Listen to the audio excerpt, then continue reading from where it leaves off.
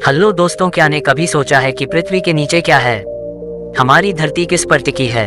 अगर पृथ्वी के आर पार एक होल किया जाए तो नीचे क्या दिखाई देगा?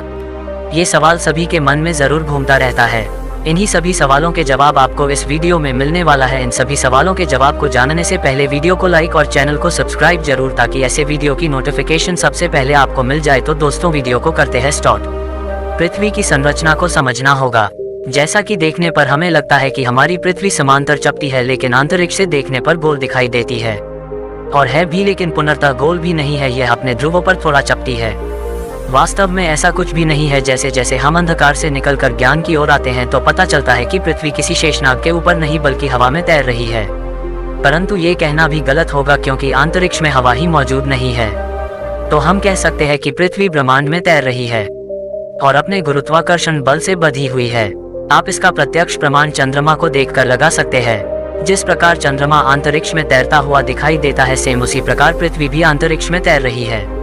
अंतरिक्ष से देखने पर यह साफ दिखाई देता है। पृथ्वी और बाकी सभी ग्रह अंतरिक्ष में तैर रहे हैं और सूर्य की अनंत परिक्रमा कर रहे हैं। ऐसा करना तो वास्तव में संभव ही नहीं है, क्योंकि अब तक पृथ्वी पर सबसे लंबा गड्ढा 12,262 मीटर 12.262 मी ही खोदा जा सका है।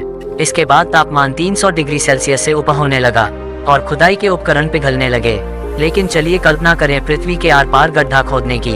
ऐसा करने के लिए हमें पृथ्वी के निम्न भागों गुजरना होगा। सबसे पहले पृथ्वी के ऊपरी परत भूपर्पटी को खोदना होगा, जिसकी औसत लंबाई 24 की मी तक है, लेकिन इसकी लंबाई 5 से 70 की मी तक बदलती रहती है। पृथ्वी का यह भाग ठोस रूप में है। इसके बाद पृथ्वी की दूसरी परत, जिसे मध्यवर्ती या मैंटल कहा जाता है, पर पहुंच जाएंगे, जिसकी लंबाई 2890 किलोमीटर नीचे गहराई तक फैली हुई है। पृथ्वी का यह मेंटल भाग बेहद गाढ़ा गर्म लावा है। यहाँ संवहनीय धाराएं चलती है।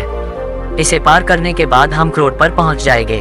अब हम पृथ्वी के तीसरी परत में पहुंच जाएंगे, जिसको क्रोड को कहते हैं।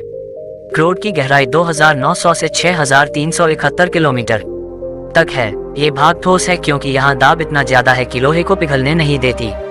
क्रोड मुख्यतः लोहे और निकिल का बना हुआ है। और जब यहाँ तक पहुँच गए हैं तो हमें अब उस पार जाने के लिए फिर से क्रमशः वही सभी परतों को पार करना होगा। इसके बाद हम किसी समुद्र या जमीन किसी भी जगह निकल सकते हैं, और इस प्रकार से हम देख पाएंगे कि जो हमारे ऊपर दिखाई देता है, यानी कि आसमान, अंतरिक्ष, वही नीचे भी दिखाई देगा।